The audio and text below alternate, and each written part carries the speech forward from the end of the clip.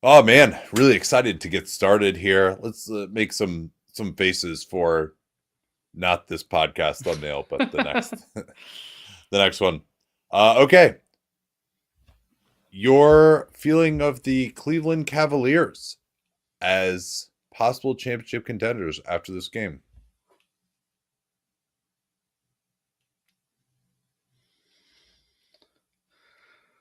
Let's see. Um, those two threes that AJ Green hit at the end of the first half in Bucks-Spurs.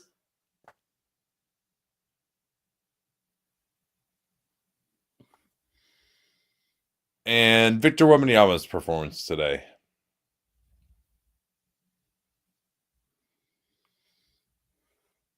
I don't know how to play sleepy in French, but which I should, considering everything. Lit tired. Okay, here we go. Seal podcast. All right, welcome on everyone. One of the games of the year coming in. It was the 31-4 Cavaliers versus the 5-loss Thunder. Both teams technically on pace for 70 wins coming in. We'll get to Bucks Spurs as well, but obviously not going to spend as much time on that one. But just want to set the scene here a little bit. Cleveland, not only had they won 10 straight coming in, they'd won 10 straight by double digits. It's incredible. That is really, really hard to do. And then OKC had technically won 15 straight. That did not include, of course, the NBA Cup final where they were throttled by the Milwaukee Bucks. They had also come from down by double digits to win their last four, all of which had taken place at home, admittedly against some very good opposition.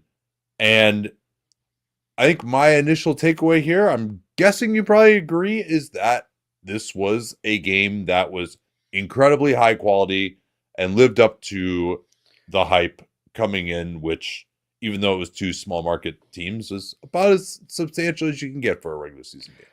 It absolutely deserved the hype, and then the game earned the hype. And what stuck out, and I agree with you on the high quality of play, the intensity was, even though this was a very strong offensive game statistically, 129, 122, roughly a 100 possession game, was that I appreciated how each team knew going in how hard it was going to be to get good shots. And so some of this high scoring in this was good shot making.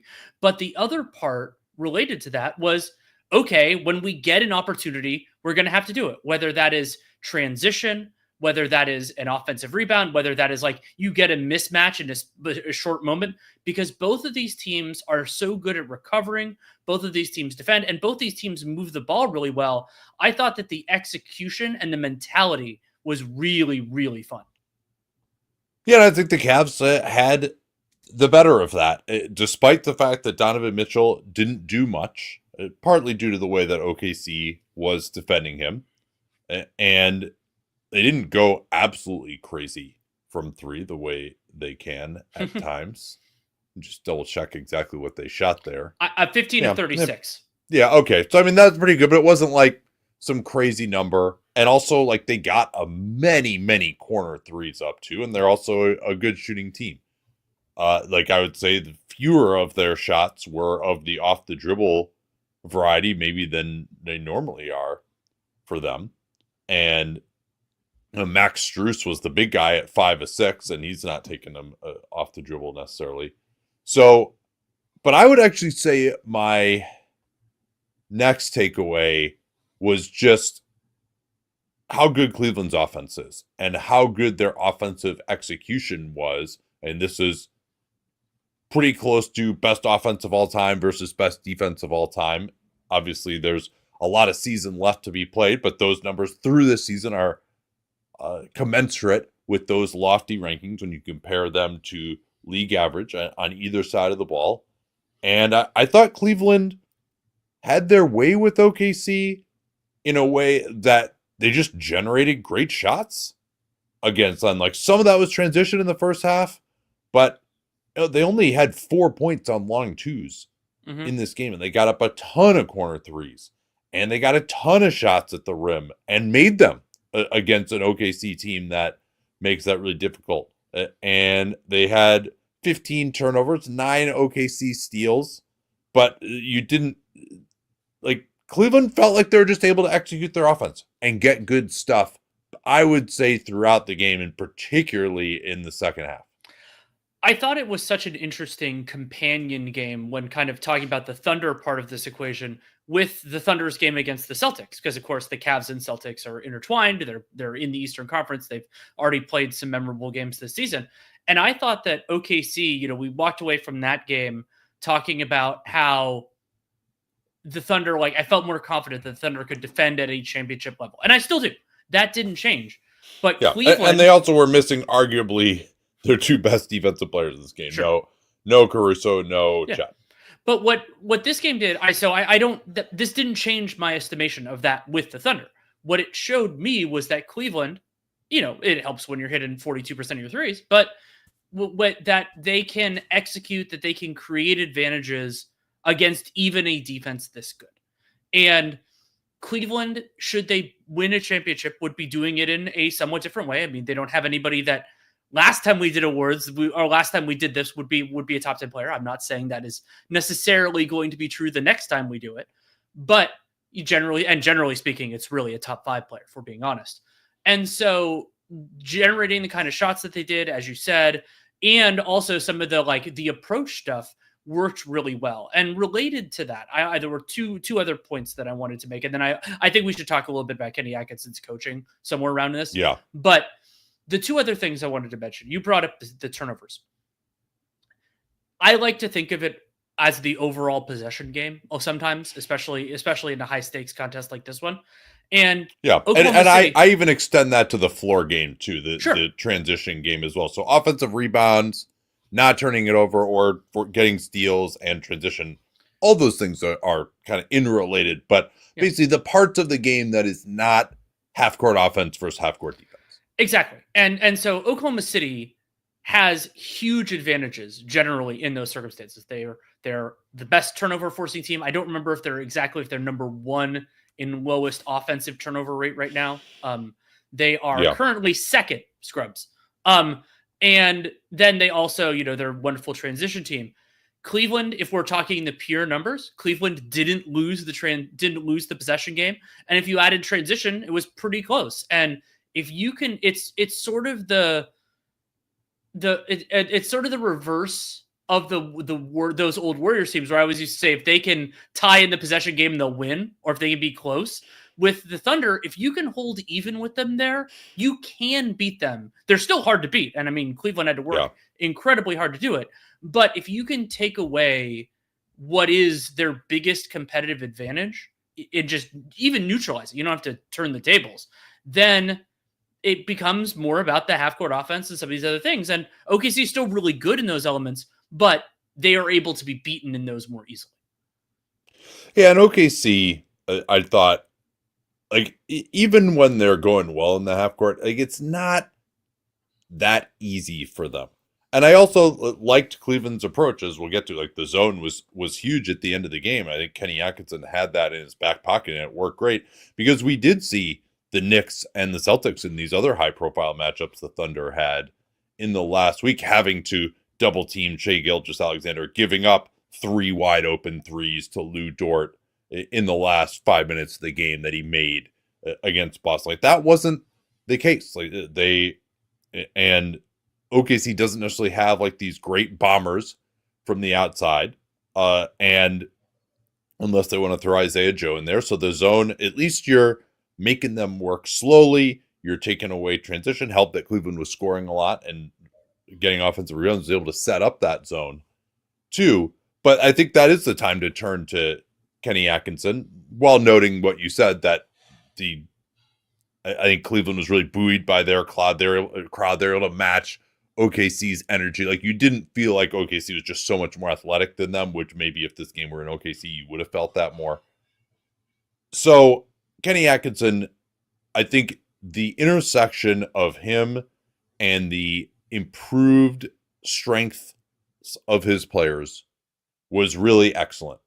And I think Kenny had the advantage of seeing this Thunder team go up against some of these other good teams very recently. And he decided that what are they going to do to us that's going to really bother us, and how are we going to take advantage? I mean, number one is he had a pretty darn good idea based on how OKC likes to defend Luka Doncic and Kyrie Irving, that they're going to put 2 on the ball on Donovan Mitchell. They didn't do it as much on Garland, actually. They were content with playing more of a drop coverage on Garland. But Mitchell, they decided they're going to blitz him. So the Cavs, they had a number of counters to that. One of them was they went to a lot of side pick and roll. They sort of like had series of things that they could go to where then OKC would adjust, and then they'd go to some other thing. Like, for example, start of the third quarter, they break out the side pick and roll for 3 possessions in a row and get dunks and nice plays when, again, they're putting 2 on the ball on Mitchell. Then they start running the pick and roll way out by the top. And even OKC started blitzing Darius Garland as well towards the end. And then they're releasing the bigs towards the basket. And that, to me, was a huge difference between what took place a couple of years ago when Isaiah Hartenstein, ironically enough, was on the New York Knicks and they completely punked the Cleveland Cavaliers. Was those 2-on-1s with Evan Mobley and Jarrett Allen, those became dunks. Now, Evan Mobley is so much stronger. He's so much calmer. He's just going to go through guys and finish over them. He's not going to get knocked around.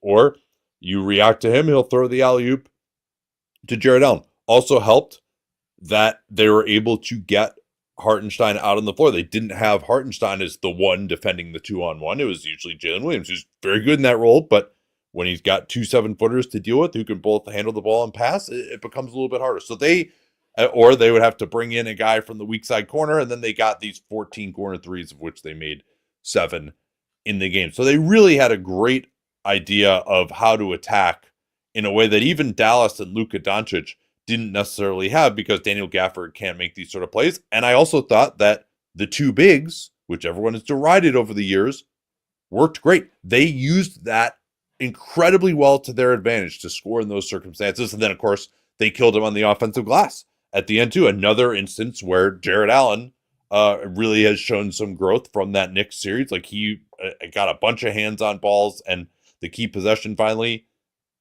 at the end with that they scored on with Mobley. Like, Allen kept a bunch of balls alive there. The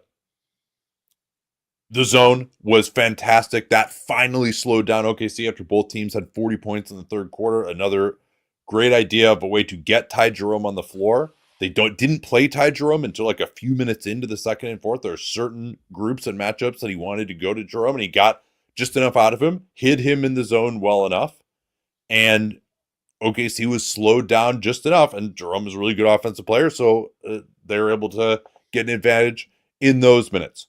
Closing with Max Strus, who was shooting the ball, but that was another guy when he was hitting shots that OKC felt like they had to double team him coming off of the screen. And so then that was just more quick releases of the bigs to the basket. They're able to score, set up more corner threes. And Mark Daigneault didn't really adjust by going to what I probably would have tried, which was switching at the end. They finally did that on one possession. Yeah, just way at one the end. Time, yeah. And then I think they gave up an offensive rebound on that play too, because Hartenstein was out on the floor on Garland. Yeah. So it was just excellent work. And then just generally the ethos that he's installed of empowering Mobley and like running a great play for Mobley to go right at Isaiah Hartenstein, who had 5 fouls, to get the game icing bucket and put him up by 2 possessions at the end. Really just a masterclass.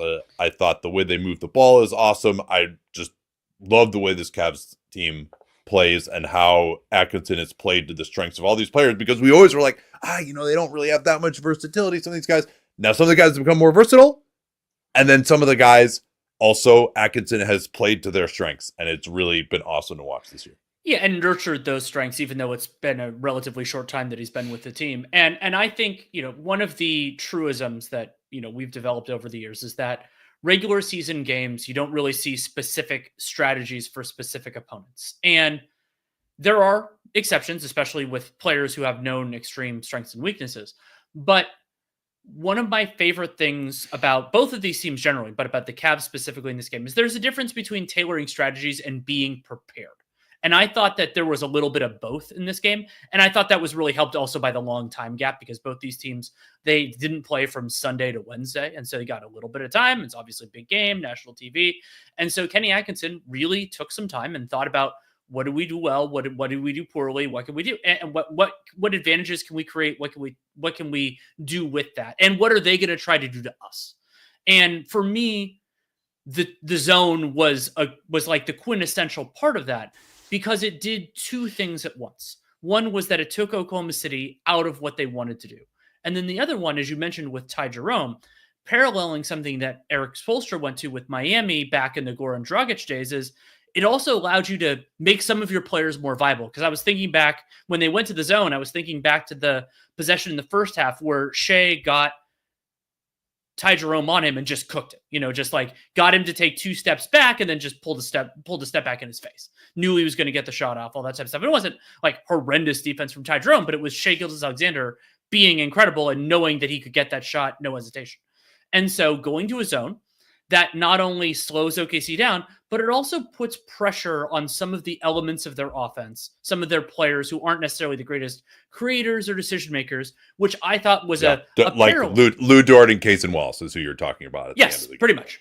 And that is a parallel, though it wasn't, Case and Wallace as much as it was Chad and some other guys in the Dallas series. And so you brought up how the Cavs players, and I wholeheartedly agree, have improved since that series against the Knicks. Well, the Thunder guys, and I mean, I'm not criticizing them necessarily for this. It's hard work to do. Is that those limitations are somewhat still there, and so they can still absolutely win a championship and all that, and they very well might this year. But I thought that the approach, the execution from the Cavs, and was so good, and the pulling the right lever at the right time, and that isn't something a coach has to do in a regular season game, but I do think that's the reason it gave Cleveland a much better chance of winning this game, and they eventually did. Yeah, and even if you're able to have Shai go one-on-one against Ty Jerome against the zone, you've got guys gapping a lot more, and it's also keeping Mobley and Allen closer to the rim, so it's really difficult. And whoever is in that corner that Mobley is in, then like that guy's just not such a deadly shooter that Mobley feels like he can't close that guy down necessarily. So yeah, it worked really well. It was a good curveball. I don't know if they were planning on going to that for sure pregame, but as a way to slow them down and get Jerome, like this team is not great against the zone. Like they just don't have amazing personnel. They want to drive and get to the basket. That's the number one thing that the zone is going to prevent. Another piece of praise for Kenny Atkinson. I thought he did a really good job mixing and matching the non-core 4. And so Dean Wade started. I thought he played, he hit some shots and like it looked really good. I thought he defended reasonably well. But then going to Strus at certain moments, knowing when to use Ty Jerome, and then also Isaac Okoro. Like Okoro came back, he's been dealing with his shoulder injury, has missed some time. And Okoro, he has these limitations as an offensive player, but he can get into the ball, can cause a little bit of havoc sometimes in the passing lanes. And so other than George Niang, who I just don't personally think is quite good enough for this kind of rarefied air, if we're talking like a playoff series, and maybe they can work through rotation in the playoffs without him if everyone else is healthy, or they can develop somebody else who's better or trade for somebody. I thought that Atkinson not only did a nice job kind of choosing who to play, but also when to play them. And the Thunder are going to be, they're not going to be as choosy with that sort of stuff. That's just not what Mark Daigneault does. Yeah, they did line up Shai's. They'll kind of mess around with Shai's minutes a little bit.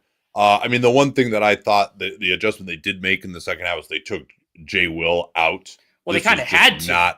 Yeah, they had. He played 11 minutes. I think it was all in the first. Part of that was because Hartenstein was in foul trouble and they had to go back to him late in the first. And that I thought was a key moment of the game when Cleveland was able to take a lead at halftime despite OKC leading by 9 in that half. And Cleveland scored 37 points in that second quarter and really got going late. I thought the quintessential play of where Jay Will was struggling was Mitchell was able to get free and get right down the lane for a dunk where Jay Will just got beaten pretty badly in pick and roll defense. He just doesn't have the same mobility or length as Hartenstein. So I thought that they did well to go to the small group in the second half with Kenrich Williams at center. That worked a little bit better to me until Ty Jerome came in and started kicking their ass. Ty Jerome, by the way, 15 points in 12 minutes, 6 of 7 from the field. All twos. Yeah, he and Max Strus were pretty devastating. 32 points on 14 shots for those guys. I want to turn to Evan Mobley. I thought that Mobley to me, we just had an extended conversation about him in All NBA and potentially even in the MVP conversation. I thought that there were some moments in this one that really stood out. And Mobley has been more assertive, but for me, it was the offensive times. His approach is so much better, where it's not just, okay, he's more assertive, he's going after it. There were a couple plays, as you mentioned, where he attacked and Isaiah Hartenstein was there and he just like beat him to position, was able to move him, something like that. It was also understanding when the pass was the right play. And so that could be the alley-oop to Jared Allen, but the others were like he drove, it wasn't there, and so he moved it along. There was one where it went to Strus in the corner. There were others where it was just kind of get it back out to a guard. And that is such an important development for a young player. And it's even more uncommon for a young big to not only attack and develop the way that he has inside the arc, but also to understand, okay, it's also really important to not force it when I don't have it, especially against a good defense. 7 assists for Mobley, 6 for Allen, 7 for Garland, 5 for Strus. A lot of those were off of those plays where he's getting double coming off of screens. And overall, 36 assists on 47 field goals for the Cleveland Cavaliers. It just shows you that their offense was absolutely humming, other than a few moments where they got a little loose with the ball and the 9 OKC steals. It was really Cleveland getting what they wanted to get to. And yeah, I thought the big passing and their ability to dribble in space, be calm, finish, and then also get offensive rebounds with Allen. The 7 offensive rebounds were absolutely devastating. How did you think Shai played? Anything interesting in terms of how he was defended that stuck out to you? 31 points, 13 of 27 from the field, 5 turnovers, 5 fouls, 2 blocks, and 3 steals. And he was -1 in 38 minutes.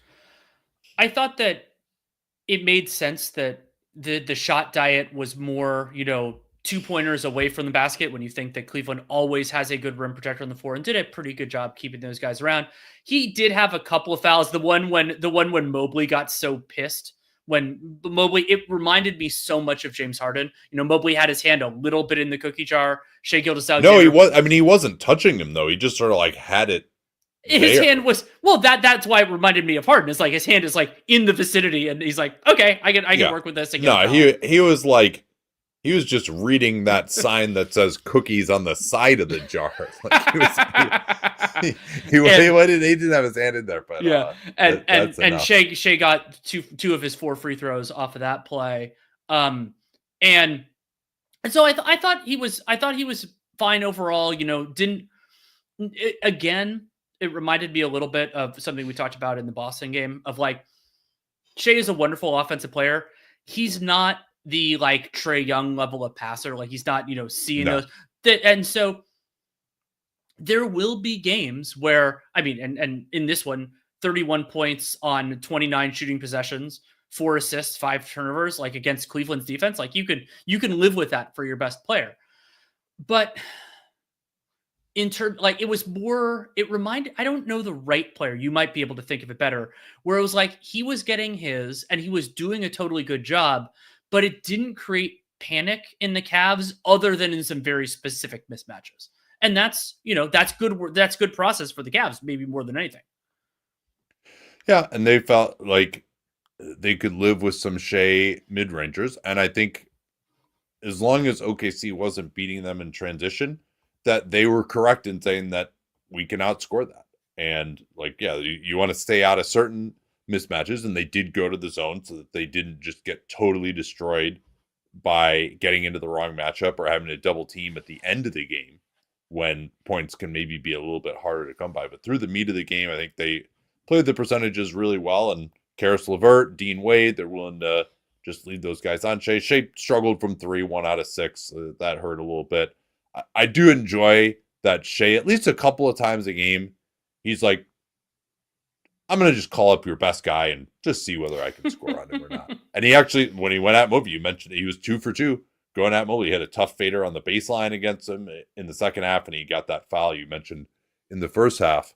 But yeah, Strus probably couldn't really deal with them very well. They actually double teamed once when Strus got called in the pick and roll. OKC got a wide open 3 out of that. They didn't do that anymore afterwards. I thought Dean Wade was fine on him in isolation. And, OKC, I thought, got probably their best stuff in terms of action was when they went to Hartenstein and J-Dub interacting with each other, particularly at the start of the third. I mean, that was the first quarter all season in which both teams had 40 points. And, again, these are 2 pretty decent defenses. I thought it was a good J-Dub game. And that, he was good enough to win in this one. He also had 3 steals. And some of the fast breaks that he had were just absolutely breathtaking plays. Plays where I was like, man, if a former OKC guard was going this fast, he would have just slammed this off the backboard. But somehow he was able to finish it with touch and just speed through the entire Cavs team. It was really impressive. Cleveland being able to take that away in the fourth was big. His body control going fast is absolutely incredible. And you think about at Jalen Williams' size, to be able to do that is really impressive. It does.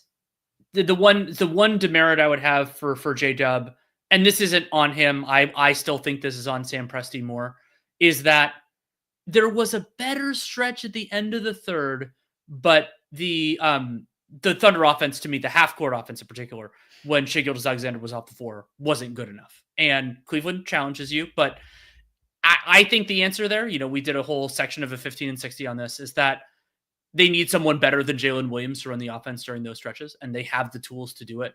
But so during the first 2 non-Shai stretches, so there was the one in the first half, and then Shai picks up his 4th foul in the third quarter. The only things they were generating were in transition. They were able to get enough transition in the late third to get back into it. They had an 8-1 run, but I believe 3 of those 4 baskets were scored in transition. So I'm not putting that on J-Dub, because I just think you're asking him to do something he can't really do, running the show, being the every down quarterback offensively. But if he could, it'd be great. Yeah. And he had 9 assists in this one too, but also, it's not even like they have a lot of shooting around him in a lot of these matchups either, right? When Shai's off the floor. I mean, they'll play him with Joe sometimes, but there isn't anyone, there are guys who will make open ones for sure, like Wiggins, Dort is shooting it well, but there's just not a lot of actions that they can run. So this is a good question from Luke. How would the strategy by OKC change with a healthy Holmgren and Caruso? My hope would be that if you're going to play Caruso, either one of 2 things would happen. Either you could put him on one of the guards and just say, we're going to play a drop and trust you to get over the screen, and just say, Caruso, you're going to shut down either Garland or Mitchell, or you would just have more help defense behind the play and it wouldn't just look so easy.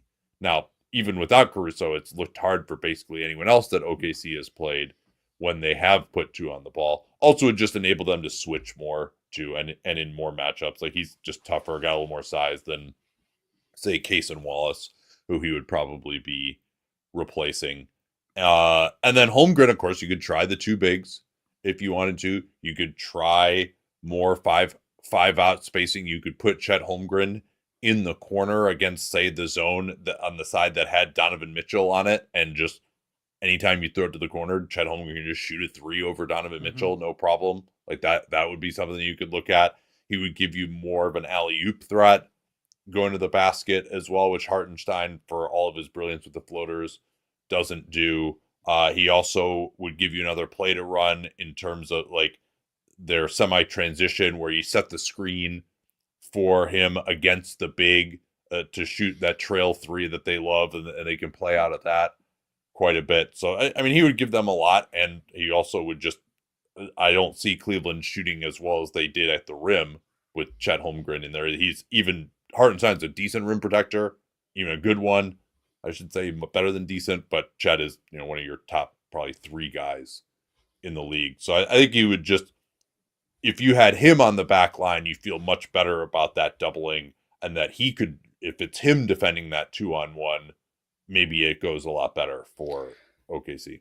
That's a really good point. So we have the stat out there. Cleveland went 23 of 33 in the restricted area in this one. So that's pretty high volume, and that's a pretty high success rate. So I mean, that's a volume that would lead the league, 33 attempts, and just especially because this is actually what I wanted to say too, right? Like we talked about on Christmas, how OKC's defense is able to have their cake and eat it too.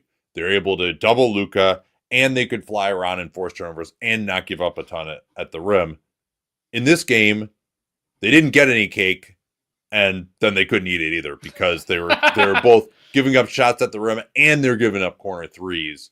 So, all right, yeah, they held Donovan Mitchell down at least a little bit, but that's the point of the game is not to stop Donovan Mitchell, it's to stop the Cavs. They put up a $129 in very easy fashion. Yeah, I think that's a really good point. One other thing I wanted to make sure to mention, I thought Darius Garland had a really nice passing game. He had a couple of really good ones, incisive to Jared Allen. The angle was a little bit tight, but got it there fast and didn't have too many bad ones. Garland only had 2 turnovers. No Cavalier had more than 3 individually. Garland and Mitchell combined for 3, which I think is pretty telling as well. And so for Garland, and they played a drop against him more often. 7 of 15 is a reasonable result for Garland in those sorts of circumstances. So I'm so thrilled that he is playing like the guy he was 2 years ago, and a better version of the guy he was 2 years ago, because that was the guy when I saw that film at Vanderbilt. I mean, I wouldn't even say I was necessarily this optimistic, but I was close. Yeah, no, I wasn't this optimistic either, nor was I after his first and second years. Anything else that kind of stuck out to you from the meat of the game? I know you rewatched the third before we came on. Let's see. It was so interesting. So I think both teams deserve a lot of credit for working hard to get back in transition when reasonably possible. Yeah, there were a couple plays where like OKC gets it's not a pick six because we usually use that for the guy who steals it, taking it all the way. But they're like OKC does this thing where like basically they pre-anticipate the steal. And so somebody steals it and there's just already somebody standing near the basket. Other than those possessions for both teams, I thought Cleveland and OKC did a really good job getting back. And that was a part of I talked about why I loved the execution in this game, was that both teams played incredibly hard. They, we didn't see high minute totals necessarily, but we saw good effort. Yeah, I had a few more little small notes here. The second quarter, I talked about how Kenny Atkinson is very judicious about how he uses Ty Jerome. Has been ultra efficient this year. He didn't bring him in until kind of 3-4 minutes gone by in the second and fourth quarters. And part of that is he would play him with Garland. And what I like about that is Ty Jerome, I think, is someone who can cook in certain matchups. He's got that slow step if he's got a little bit of size. So OKC, they're going to be with more of a bench group there. And they're going to put their best defender, whoever is out there, against Darius Garland.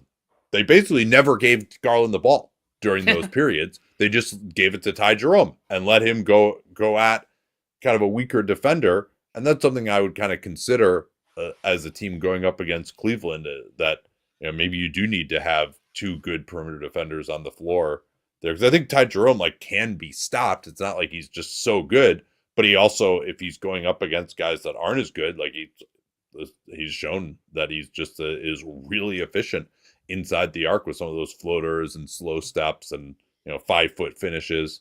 Well, and as the broadcast noted, I don't know why I had forgotten about this, that Atkinson was around Ty Jerome when he was an assistant with the Warriors, and that's not why Ty Jerome is on the Cavs. He predates Atkinson, but that Kenny Atkinson probably had ideas of how to use him. Yeah, Jerome is, he's way better than he is against the Warriors. Although on the Warriors, but also the Warriors are where pick and roll players go to die, as we're learning with Dennis Schroeder. The OKC limitations without Shai on the floor were revealed in the second quarter when Kenrich Williams had to be their creator on back-to-back possessions, yet somehow they scored on both of those, where he was able to drive and find Cason Wallace in the dunker spot, who was able to just like burp up a floater. He did that a couple of times, and then Kenrich Williams somehow went to like a one-leg step back. He scored on that too. I thought Dean Wade, like his shooting, if he can just stay healthy and give them this, I think there'll be other matchups, maybe against Boston, where he'll make more sense than Strus. And particularly like being able to switch 3 through 5 with him is really interesting. And yeah, like Cleveland has made their living switching more than any team in the league this year. They didn't, obviously the zone was what they went to instead down the end. I thought Shai was pretty decent going against Jared Allen. They had a nice backdoor when Allen was on him off the ball too. Hey, that was a great read. That was a fascinating back and forth here too, of just Cleveland kind of being willing to switch anyone onto Shai, and Shai was able to get in the lane and get some pretty good shots. And also it helps when he's got the big on him. When you only have one big on him, then he can get to the basket, and Cleveland doesn't really have any other help defenders with size against him. Or if there's the two bigs, then he's gotten past the one big, and it makes it easier to deal with the other ones. OKC tried to go zone a little bit, and so usually off out of bounds plays, Cleveland just gets it to Evan Mobley right in the middle, and he's absolutely deadly when he gets the ball there. Now it's just such a contrast with what took place against the Knicks a few years ago. Let's see, what else did I have here? I mean, we could probably talk about some about the end of the game too. And I mean, the biggest possession, obviously, OKC cuts it to 2. J-Dub swoops in from the left wing in between the gap of the guard and the forward in the zone, gets it to Hartenstein for the floater. It's 124-122. OKC would not score again. Nope. But they only got 2 possessions for the rest of the game, because the Cavaliers had, let's see here. Yes, I think it ended up being about a 55-second possession. Yeah, and that doesn't even include the replay review. Yeah, and so one of the offensive rebounds was Evan Mobley just going right through Hartenstein. A couple of lucky bounces, I would say, for the Cavs on a free throw missed by Jared Allen. So they made it a 3-point possession because they got the benefit of making the first free throw, and then they got the offensive rebound, which is pretty tough to, at least if it's in live play, they didn't score before getting the offensive rebound like they do on the free throw. And then Allen got the other 2. One, he was able to get inside of J-Dub, who didn't really box out that well. Another one, he got inside of Hartenstein. The ball happened to bounce right to him on that last one. He kept it alive, and then Donovan Mitchell was called for a loose ball foul, which was a massive call, by the way. That is a 2-point game. They're in the bonus. It's going to be an over-the-back breaker. Lou Dort is going to shoot it was a 3-point game at that point. But Lou Dort's going to shoot 2 free throws. And Donovan Mitchell asked for a challenge. And I'm like, oh, this challenge should be fired into the sun. They're going to have 1 timeout left. Can you recall at any point a loose ball foul being overturned on a challenge? I can't recall it ever happening. Especially I'm sure it has, especially a loose ball foul where there was actual contact. Now, would it be fair to describe that contact as marginal? Yes. But to see it get reversed was a big surprise for me. And yeah, and Lou Dort is a pretty big flopper. Like, he's built like a brick shit house, and he will definitely play really physically 95% of the time and then fall down the other 5% of the time, as opposed to Marcus Smart, who'll play really physically 80% of the time and fall down 20% of the time. But yeah, he just kind of let himself get pushed out of the way. And then Mitchell was able to get the ball too. So Cavs had imminent possession there. And it was a great challenge. I mean, it didn't seem that consistent to me. Many other circumstances where, like, because there was contact, as you noted, right? So is it up to the referees and replay center to say, yeah, his hand was there, but he didn't really push him that hard? Like, that's right, kind of like not what the challenge like supposed to be in theory. But I don't mind. Yeah, so the basketball justice part of this is really interesting, because it's like, in an ideal world, would that have been a foul? No, absolutely not. Do I believe that is the threshold of a replay review as the NBA defines terms? No, I don't. Because they've done it. And so, like, I don't know how I should feel about that for that exact reason, where it's like, okay, are you giving that kind of discretion? But also, as you said, it's been a little bit inconsistently applied, and that is a little bit concerning too. So I'm happy that the more just call arose, and it's more the way that I would, to an extent, I would like to see the game called. But it is a little tricky to see where that goes. By the way, I'm on the side of justice ultimately. Well, and that's sort of how I am. So there was also, because I don't think we'll talk about this specific nuance in the Spurs-Bucks game, they reversed a foul, a block charge in that one, and they reversed the block charge on basically the rationale that I've been complaining that the NBA doesn't call correctly for like 6 years now, where the guy, it's the snapshot, and they actually got it right on replay review. And I'm like, well, that's good, but you never get it right normally. Yeah, Nathan noting in the comments that Dort pushed his arm back into Mitchell. I think he even might have grabbed Mitchell's jersey there too. But the referees also didn't want to call that a foul on Dort. I mean, I like that it just ended up being a no call. So Cleveland ball. And then I love the play that Atkinson ran, just a screen to get Evan Mobley the ball in isolation at the free throw line against Isaiah Hartenstein. And again, Mobley just the calmness that he plays with now. He tries his first attack. Hartenstein moves his feet, cuts him off. Then he just tries to attack again. Right hand, right foot, sort of floater, but strong move going through Hartenstein's chest. I would say Hartenstein, particularly at 5 fouls, like his individual one-on-one defense is probably the weakest part of his defensive game, even though it's not bad necessarily. So I loved that play call to get them just something totally different that knowing, because on the previous play, OKC had been switching. I think Kenny Atkinson was like, no, all right, if we're gonna go one-on-one, we're gonna get something that originates here at the free throw line, and we can get back on defense in good order. And it worked out great. That made it a 2-possession game. And then Shai, go ahead. Sorry. No. I want you to finish this, and then I remembered something from earlier in the game I wanted to discuss. Okay. So Shai then, like, the zone slows him down. Again, it takes 10 seconds to get into the shot and what should be a 2-for-1 situation. And Jared Allen bothers him from behind. He has to shoot it really high. It misses. Hartenstein looks like he's going to get the rebound, and Evan Mobley knocks it right out of his hands, and that's the game right there. It was really a great play by those two guys, and keeping them both close to the rim in the zone ends up paying off. Well, and also slowing down OKC when you're up by 2 scores with under a minute to go, like that gives you a much better chance of winning just in and of itself, because you reduce the amount of time that the other team gets. It makes it more likely that they're going to need to foul. So even if Shai had made that tough shot, they still would have been down 3 with like 45 seconds to go. And that's still a pretty extreme advantage position for the Cavaliers. So the other play I want to mention, just because it was so bizarre, I sometimes mention this, how I think air balls help the offense more than some people do, where Evan Mobley just horrendously airballs a corner 3 and it goes right into Jared Allen's hands for a layup. And it's just like, yeah, that happens sometimes. Oh, the other one I want to mention is that ridiculous J-Dub step through against Evan Mobley. And like that, he did the W step through after he was about to shoot a fadeaway. Mobley was all over it. And right as the shot clock expired, he stepped through with his right foot and was able to finish it. And so I thought this was a good J-Dub game.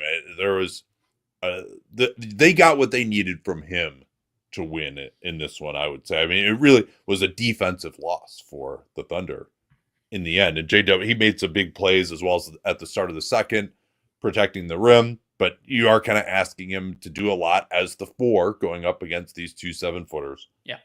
But this is one of the few times that OKC has kind of been beaten by that size. It's interesting, though, that the other time that I thought OKC has not looked that great, that was an offensive loss against the Bucks, but another team that has 2 bigs in the paint. They also traditionally struggled going up against the Lakers in this iteration of the team.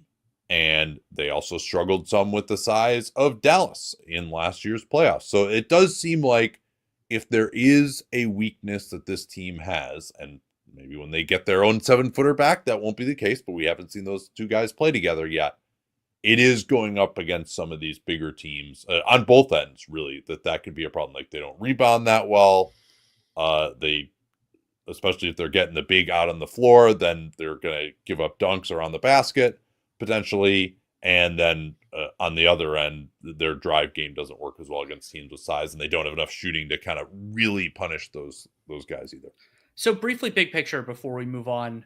Yeah. Did this game change anything for you? We've already talked a lot about the Thunder. This is like the week of the Thunder because of all the big teams they're playing. Yeah. For Cleveland, did this change anything for you, like in terms of like them as a championship team, them in a high-level series? No, I think it solidified it. And could there be things over the course of a 7-game series that could be potentially exploited? I think so. Like, they definitely have less two-way play. They still don't have like a great three, although, they can kind of manufacture one out of the combination of LeVert and Wade and Max Strus. Like, maybe between those three guys, you can get one of them playing well or two of them playing well and have a matchup depending on who you need there. I think Dean Wade being healthy is going to be really important for them. And could a team figure out how to beat Ty Jerome a little bit more? Niang, you could see him just having to fall out of the rotation completely, and they don't really have a backup 4. And so, like, there are things you can point to, but like, they have 3 all-star level of players. They don't have a top 5 player.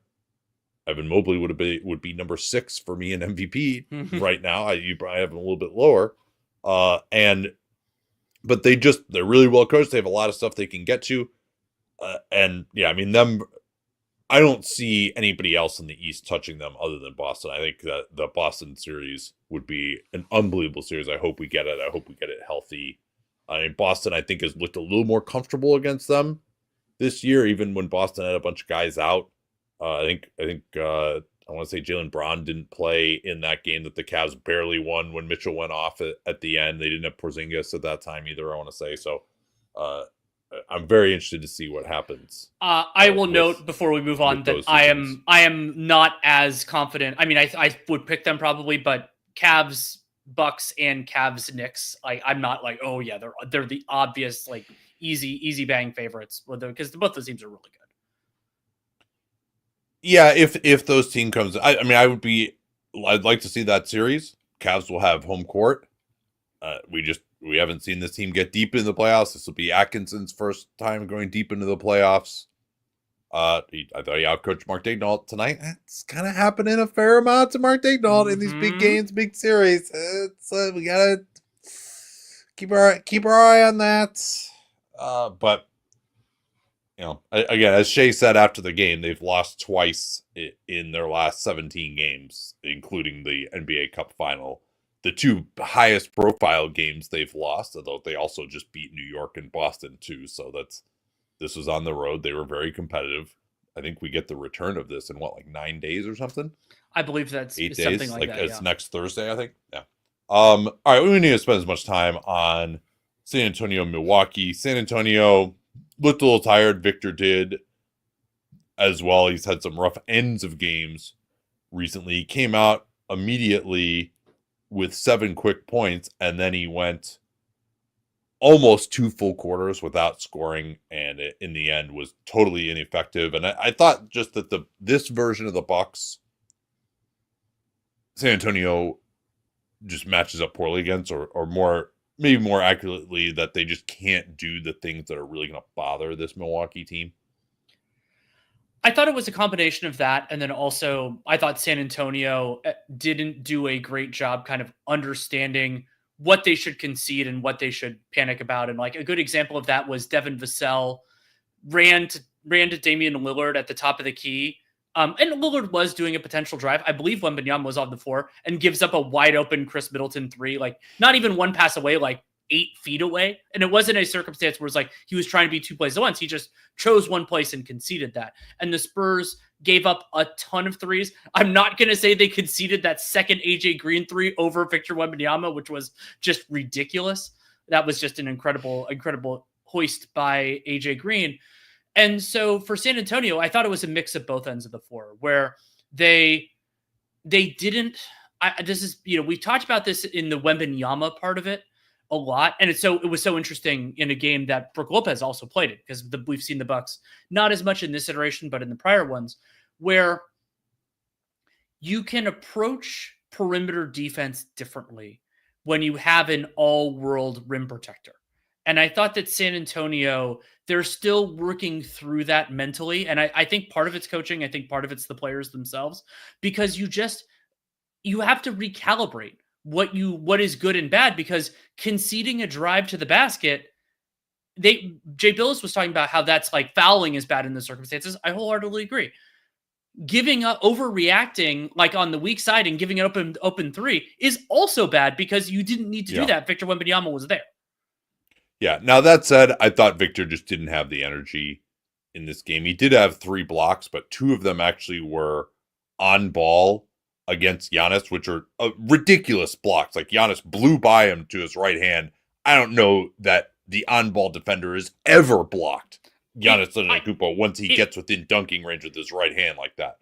It didn't seem possible. And I'm like, and it was a clean block. Like, I mean, at least as far as I would define term. Yeah. Very clean. The Bucks were complaining for a foul in the second one. They were completely wrong about that. Yeah. But yeah, other than that, and it did seem like there's more of a focus on that individual matchup.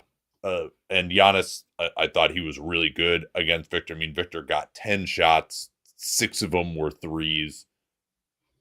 Did have 4 offensive rebounds, but yeah, only 1 assist and a couple of bad turnovers too. He just would try to like go one-on-one against Giannis. And the other thing is just that we'll get into now why it's such a bad matchup. Like, again, this Victor not having a great perimeter ball handler, not really having great ways to score off the ball, like all the, like everything that he's just not gonna be able to go one-on-one and score against Giannis. He was trying to do that and it just looked really clunky. And when the other team can put an elite rim protector guarding Stephon Castle, well, then that's going to make things even harder on the interior. And or Sohan, who didn't play in this game, but it would still be part of that matchup, right? Like, exactly. So and that was great strategy by Doc Rivers to start with Brook Lopez guarding Castle and then put Giannis on Wembanyama. And then the Spurs don't really have anyone who is going to punish Damian Lillard. They don't have anyone who's going to just blow by you on the perimeter. And that's the big thing that the Bucks can't do, is guard the ball. That's what Doc Rivers was lamenting in their last game when they do get beat up. That's usually the issue. And then it was also notable that Andre Jackson Jr. was -10 in 11 minutes, and he got the Keith Bogans, and he got taken out almost immediately in the third quarter because they were putting Wemby on Jackson Jr., and that was messing everything up. But as soon as Wembanyama had to guard either Giannis or a shooter, it became a lot more difficult for the Spurs. And yeah, so I mean, they have Giannis to guard Wembanyama. They can put another big behind him. The Spurs don't have like amazing on-ball defenders, especially if you can't use Castle or Sohan because they're getting taken out of the game offensively. So they didn't really have anyone to guard Lillard. And yeah, I mean, the Spurs don't want to take 52 3-pointers. Like, that's not what this team should be doing. They don't have shooters like that. Well, and Nate, you brought up how Wembanyama had 7 early points, and this was definitely not his best game, but like 2 of those plays were completely ridiculous. So one of them was, the best way I could describe it, if for those of you who haven't seen it live, was basically in the flow of play, he took a 1-foot runner 3, and it was good. And I'm just like, guys are taking that now. Like, like Trey's taking it. Obviously, LaMelo.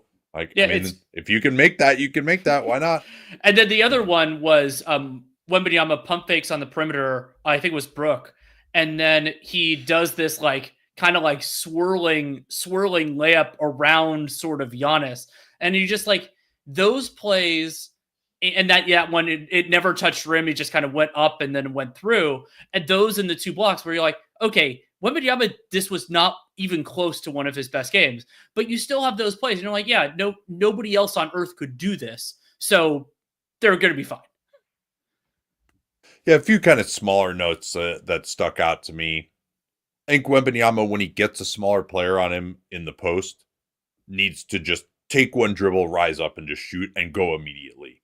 Especially because a lot of times guys are going to be sort of leaning on him. He's got a big catch radius, so just catch the ball, one dribble, rise up.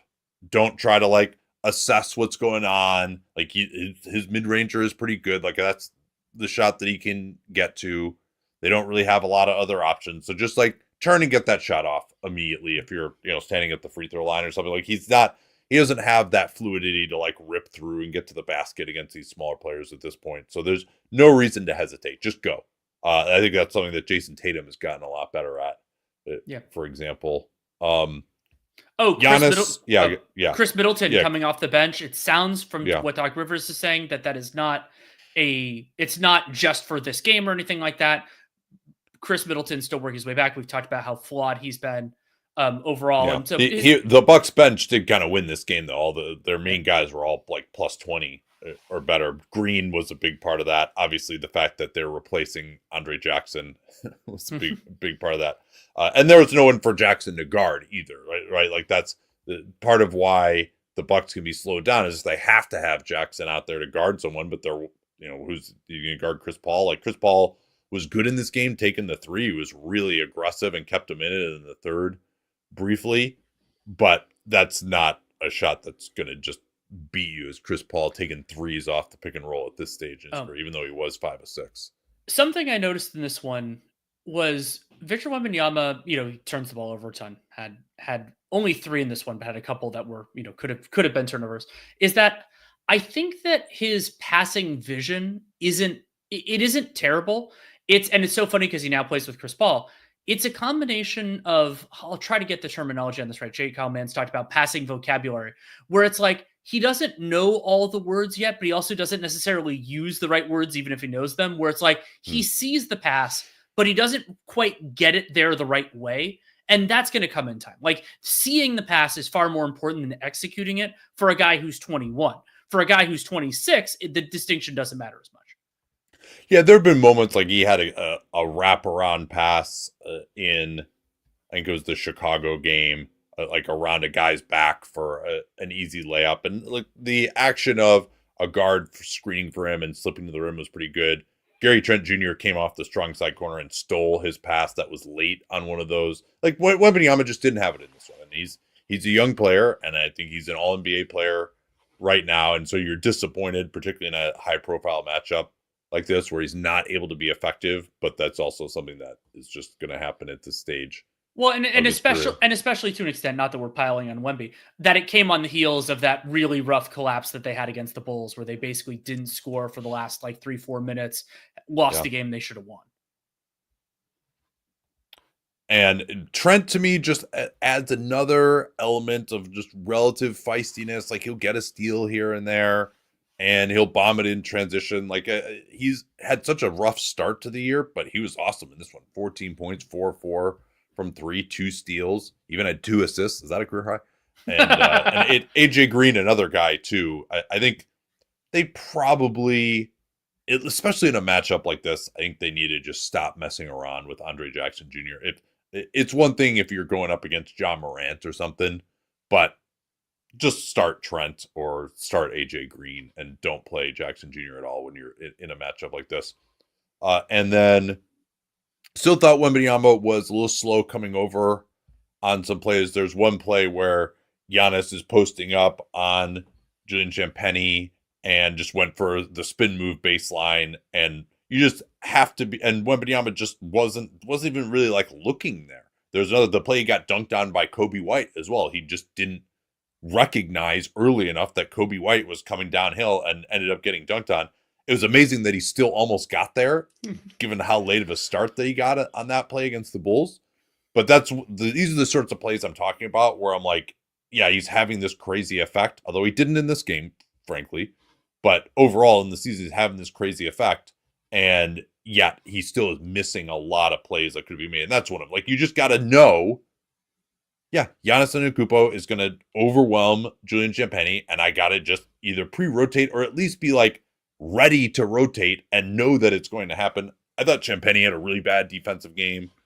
That game, he let that play, he let Giannis get baseline. There's another play where he just like in transition where Chris Middleton just blew right by him, even though he was right there. He just took a weird angle on the closeout.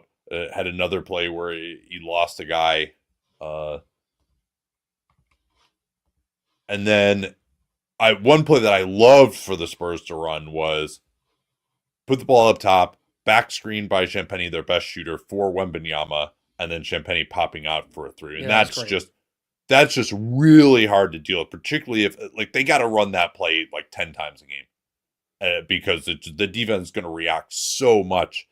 I mean, it would be that Nuggets. I mean, it's basically kind of that Nuggets, back screen zoom action into or back screen into a handoff. I don't know if that's technically zoom action because that would be a screen for the guy coming to the handoff, and this one the guy's setting the screen. But regardless, Wembanyama is just such a threat, and everyone's going to see him.